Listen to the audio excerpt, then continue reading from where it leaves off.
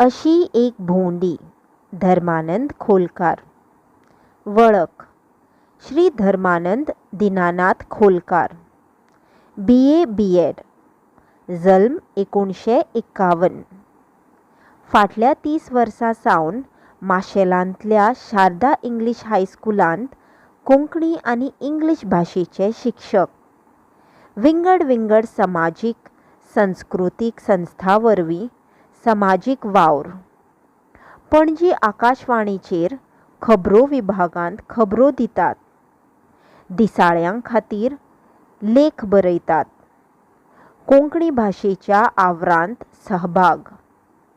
देशांत आशिल्ल्या साबार सुवातांनी पळोवपा सारक्यो जायत्यो गजाली आसात. तांणी पळयल्ल्यो सुवातो आनी अणभव घेतिल्ली ही एक भोंवडी. आमच्या देशांत पळोवपा सारक्यो जायत्यो सुवातो आसात. काश्मीर सावन कन्याकुमारी मेरेन आनी कच्छ ते अस्तंत बंगाल मेरेन पातळिल्लो हो देश. ह्या अशा विशाळ देशांतल्या दर एका राज्यांत आनी संघ प्रदेशांत आशिल्लीं सोबीत सुंदर पर्यटन स्थळां पळोवंक गेल्यार हो जल्म पावचो ना. सुटयेंत कुटुंबा वांगडा भोंवडेर वचपाची म्हाका भोव आवड. हेच आवडींतल्यान आयज मेरेन हांवें साबार भोंवड्यो करून देशांतल्यो सगळ्योच न्हय जाल्यो तरी खुबश्यो सुवातो पळयल्यात. तातूंत उत्तरेंत दिल्ली, आग्रा, फतेहपूर सिक्री, हरिद्वार, ऋषिकेश, मध्य भारतांत भोपाळ, इंदूर, ग्वालियर, महाराष्ट्रांत कोल्हापूर, शिर्डी, सावंतवाडी, पुणे, सिंधुदुर्ग, मालवण, वेंगुर्ला आनी आंबोली. तेच परी हैदराबाद ह्यो सुवातो पळयल्यात. दक्षिणेंत कर्नाटकांतल्या बेळगांव, हुबळी, धारवाड, मैसूर, बंगळूर, मंगळूर, उडपी, धर्मस्थळ, शृंगेरी मठ, मणिपाल ह्या सुवातांच्यो तर केरळांतल्या थिरुवनंतपुरम, तमिळनाडूंतल्या मदुराय, रामेश्वरम, कन्याकुमारी ह्या सुवातांच्यो यादी म्हज्या काळजांत बेस बऱ्यो उरल्यात. फाटल्या वर्सा नातलांचे सुटयेंत म्हज्या इश्टांचें आनी म्हजें कुटुंब मेळून आमी कन्याकुमारीची भोंवडी केली. आतां मेरेन केल्ले भोंवडींतली ही सगळ्यांत चड सुवातो पळोवंक मेळिल्ली भोंवडी. 10 दिसांचे हे भोंवडेंत आमी चडांत चड थळां पळयलीं. पणजे सावन बंगळुराक आमी बसीन गेलीं. म्हज्या इश्टाच्या इश्टान बंगळुराक आमची रावपा खावपाची आनी भोंवपाची बेस बरी वेवस्था केल्ली. 2 दीस बंगळुराक रावन थंयचें वस्तुसंग्रहालय, लालबाग आनी हेर कांय सुवातो पळयल्यो. म्हजो इश्ट श्री सतीश नाईक आकाशवाणीचेर काम करता. ताच्या बंगळूरच्या इश्टांचो आमकां हे भोंवडेंत खूब आदार जालो. बंगळुरू सावन मैसूराक वचून आमी महाराजाचो राजवाडो तशेंच संवसारांतली नामनेची बाग वृंदावन गार्डन पळयलें. हांवें हे आदीं 2दां ही मनभुलोवणी बाग पळयल्ली.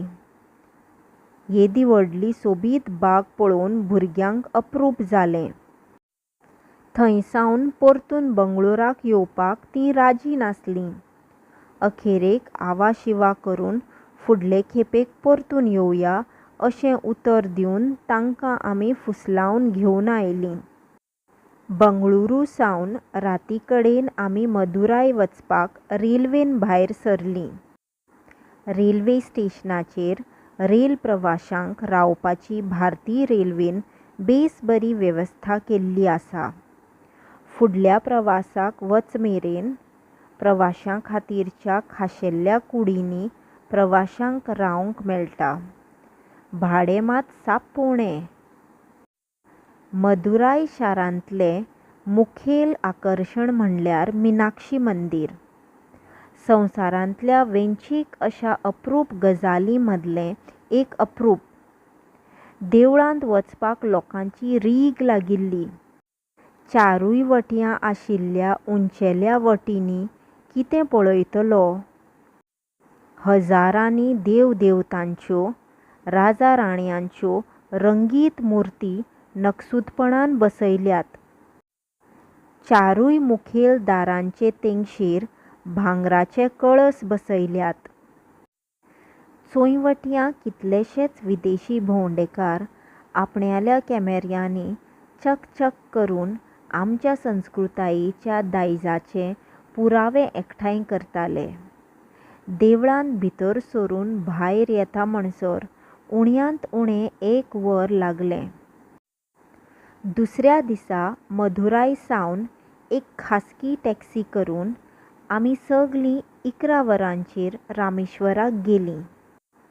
रामेश्वराच्या तोंकाक धनुश्यकोडी मेरेन वचपाक सरकारान बंदी घाल्या. रामेश्वराक पावचे पयलीं कांय अंतरा आदीं मेळपी पुलीस चौकी हो हांगासरलो निमणो थांबो. रामेश्वराचें देवूळ दनपारां 3:30 वरांचेर उगडटा. देवळांत भितर सरून वाट चुकली जाल्यार तुमी शेणलेच म्हूण समजूचें. रावणाक मारले उपरांत रामान ह्या देवळांत खंय देवी पार्वती आनी गणपतीची पुजा केल्ली अशें सांगतात. देवळाच्या प्राकारांत 22 पवित्र कुंडां म्हणल्यार ल्हान ल्हान बांयो आसात. अरबी दर्याचे देगेक आशिल्ल्या ह्या गांवांतल्या 22 कुंडांनी आशिल्लें उदक न्हावप आनी पिवप हें हांगासरलें मुखेल आकर्शण. एका कुंडांतलें उदक तर सामकें आडसराच्या उदका भशेन गोड. 22 कुंडांतलें पवित्र उदक पियेले उपरांत देवळांत येवन देवदेवींचें दर्शन घेवंक मेळटा. ह्या देवळाच्या एके वटयां जे खांबे एके रांकेन आसात ते मेजपाक वरांचीं वरां लागतलीं. हे सगळे खांबे एक तरेचे आसात आनी हे हजारां वयर आसात अशें थंयचे लोक सांगतात. रामेश्वराक दक्षिणेंतली काशी अशें म्हणटात. रामेश्वरा सावन आमी आमचे भोंवडेचे निमणे सुवातेर म्हणल्यार कन्याकुमारीक वचपाक भायर सरलीं. मदुराय ते नागरकोइल मेरेन रेल्वेन प्रवास केलो. आमी आदीं तिकेटी सुगूर करूंक नासल्यो तरी पूण आमकां सगल्यांक बसपाक बरे जागे मेळ्ळे. राती कडेन आमी नागरकोइल गांवांत पावलीं. थंय सावन सुमार 15 मिनटां बशीन प्रवास करून शेवटाक कन्याकुमारीक पावलीं. स्वामी विवेकानंद संस्थेच्या वाठारांत वचून आमी रावपाक कुडी आसात जाल्यार पळयल्यो. हांगा पावल्ल्या कणकणी भोंवडेकारांक रावपाक हॉटेलां आसात. पूण कितें सांगतलो. नातालांची सुटी, वचत थंय लोकांची खेट. एक कूड मेळप कठीण. देखून आमच्या कुटुंबाक सामाना सयत एके सुवातेर दवरून आमी रिक्षा करून रावपा खातीर हॉटेल सोदूंक सुरवात केली. अखेरेक 2 कुडी मेळोवपाक आमकां यश आयलें. पर्यटनाचो काळ म्हूण कुडीचें भाडें 3 पटींचेर पाविल्लें. आमकां 2च राती रावपाचें आशिल्ल्यान पयशांचें तोंड पळय नासतना 2 वेगवेगळ्यो कुडी भाड्यान घेतल्यो. सकाळीं उठून उदेंते कडेन सूर्यदेवाचें आमी दर्शन घेतलें आनी सांजवेळा तेच सुवातेवेल्यान आमी सूर्यदेव अस्तंते कडेन पाविल्लो पळयलो. फकत सूर्य उदेता वा अस्तमता तें पळोवन परतप म्हणल्यार कन्याकुमारीक वचपाचो हावेस अर्दुकुटो उरप. अरबी दर्यांत आशिल्लें स्वामी विवेकानंदांचें यादस्तीक पळयले बगर भोंवडी कशी सोंपत. तामिळनाडू सरकाराच्या मालकीच्यो प्रवाशी बोटी भोंवडेकारांक स्मारका कडेन व्हरून हाडटात. हे बोटींत वचपाक तिकेटी घेवंक वरांचीं वरां लागतात.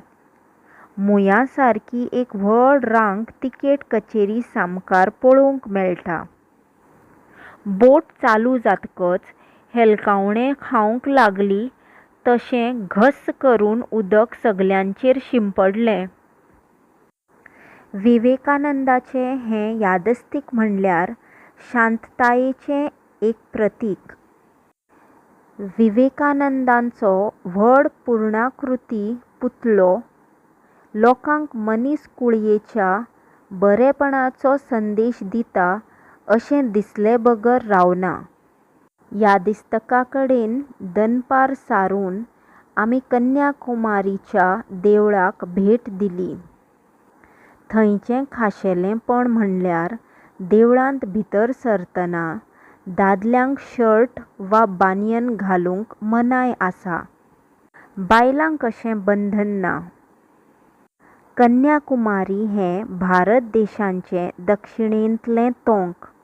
हिंद महासागर, अरबी दर्या आनी बंगालची खाडी मेळून तिनूय वटयां येवपी ल्हारां भारत भुंयेचे पांय धुतात असो भास जाता. कन्याकुमारीचो 2 रातींचो राबितो करून आमी परतीच्या प्रवासाक लागलीं.